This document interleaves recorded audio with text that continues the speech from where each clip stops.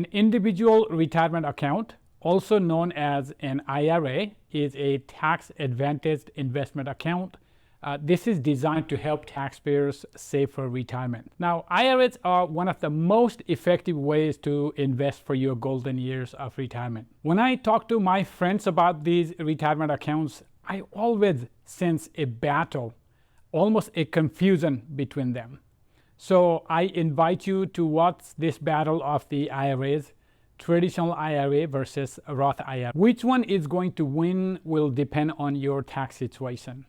In the second half of this video, I'll discuss some factors to consider when you decide between the two IRAs.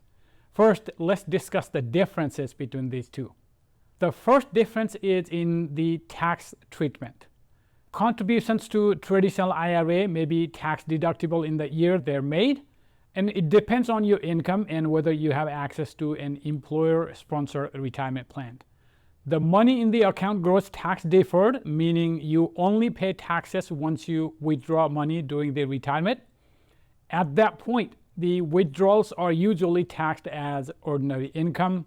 The amount of deductions in 2024 is $7,000 or 100% of your earned income, whichever is less.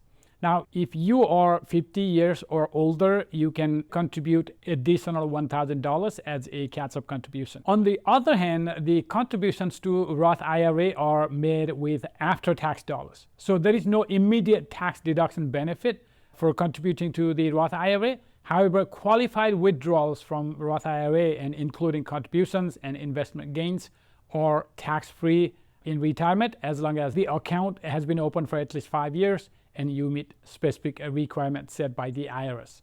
The amount of contributions in 2024 to Roth IRA is still $7,000, just like in traditional IRA, or 100% of your earned income, whichever is less. And if you are 50 years or older, you can contribute an additional $1,000 in catch-up contribution. I want to make an important note here. Make sure you actually invest your contributions made to those IRA accounts and not just let the money sit there without growing. The financial institution where you have your account are not responsible for investing your money. It's your responsibility to invest those dollars. The next difference between traditional and Roth IRA is the income limits. Traditional IRA deductions are based on your income limits and whether you're covered by an employer-sponsored plan. The IRS looks at something called modified AGI, and if you're a single filer, then you can deduct your traditional IRA contributions as long as your modified AGI is less than $77,000. If your modified AGI is between $77,000 and $87,000, then you can partially deduct those contributions.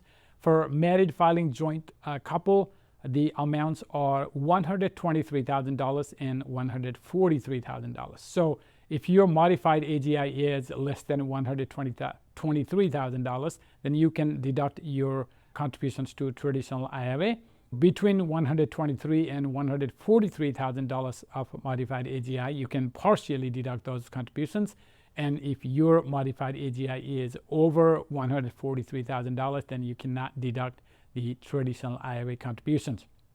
Please note that though, even if your earned income exceeds the limit, you can still make a non-deductible contributions up to the annual limit to your traditional IRA. And similarly, the Roth IRAs also have income limits determining whether you can actually contribute. If your income exceeds the limit set by the IRS, you won't be able to contribute to your Roth IRA. If you're filing single and your modified AGI is $146,000 or less, you can contribute to your Roth IRA. Between $146,000 and $161,000, you can partially contribute to your Roth IRA. If you're a joint filer, then if your modified AGI is less than $230,000, you and your spouse can contribute to your Roth IRA accounts.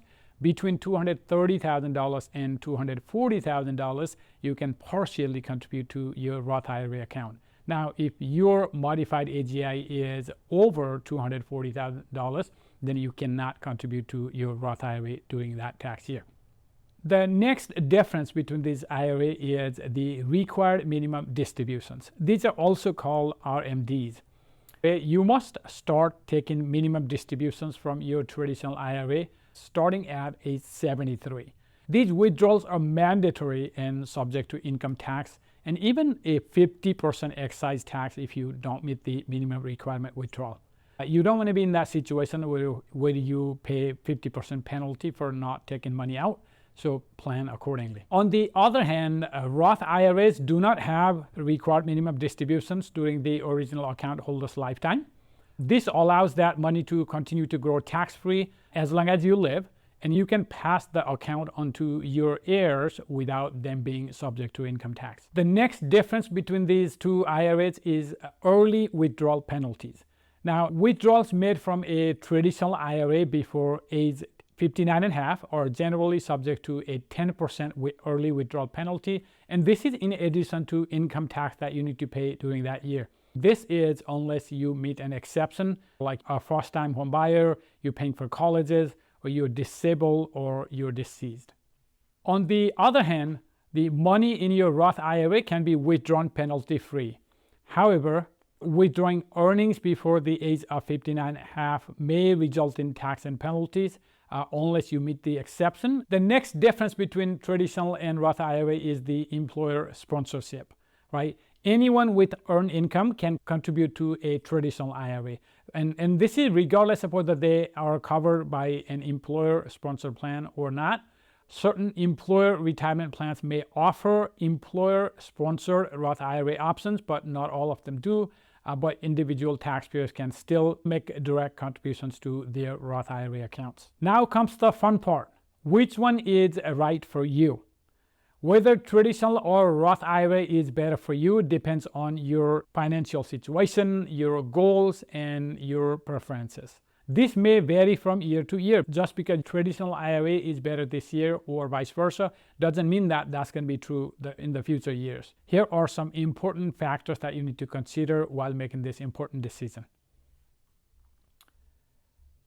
The first factor that you need to consider is your current and future tax situation. If you expect your tax rate to be lower in retirement, a traditional IRA may be advantageous because you can take a tax deduction on contributions now and pay taxes at a lower rate when you withdraw money during your retirement. On the other hand, if you expect you to be in a higher tax bracket in retirement or prefer some flexibility of tax-free withdrawals, a Roth IRA may be more beneficial because the qualified withdrawals from Roth IRA are tax-free. The other important factor that you need to consider while deciding between traditional and Roth IRA is your investment horizon. Traditional IRAs may be preferable to those who are close to retirement age and who want to take advantage of immediate tax deduction and potentially lower their taxes during withdrawal during their retirement years. On the other hand, Roth IRAs can be more advantageous for younger investments because they give them a longer time horizon to grow their tax-free investments. The next factor that you need to consider is access to funds. Traditional IRAs generally have restrictions on early withdrawals, which includes penalties and taxes. On the other hand, Roth IRAs allow penalty-free withdrawal of your contributions. Remember, this is only of the contributions, not of the actual earnings on those contributions. This provides you flexibility, especially in emergencies and other financial needs. So if you are thinking about withdrawing money out of IRAs before you reach the retirement age, maybe Roth IRA is better for you. But I highly encourage you not to withdraw money from your retirement because that is going to disrupt the compounding of your investment growth, and we do not want to do that. The next important factor that you need to consider while deciding between the Roth and the traditional IRA is the required minimum distributions. Those are also called RMDs. We talked about them a little bit earlier, but the RMDs apply to traditional IRAs starting at age 73. That can affect your tax situation and retirement income strategy. It can put you in a different tax bracket, so that's a factor that you need to consider. On the other hand, though, Roth IRAs do not have required minimum distributions during the original account holder's lifetime. That allow you flexibility in managing and withdrawing money during your retirement because they don't force you to take out money at a certain rate. The next factor that you need to consider is the employer matching. If your employer offers a retirement plan like 401k with a company match, taking advantage of that match is very important, because you want to make sure that you contribute at least to get advantage of that match. Otherwise, you're leaving money on the table, and you don't want to contribute to either one of these IRAs before you actually match that contribution from your employer. First, you match that contribution, then you can decide which IRA is going to be better for you. Ultimately, though, the decision between traditional IRA and Roth IRA depends on your tax circumstances, your considerations, your investment horizons, and whatever your retirement goals are. Everybody has different factors that they need to consider. One IRA may be good for one person and may not be necessarily good for the other, but even for the same person, one may be more beneficial in one tax year, and then the other may be beneficial in other tax years. And in some tax years, it may be beneficial to split your contributions between those two IRAs.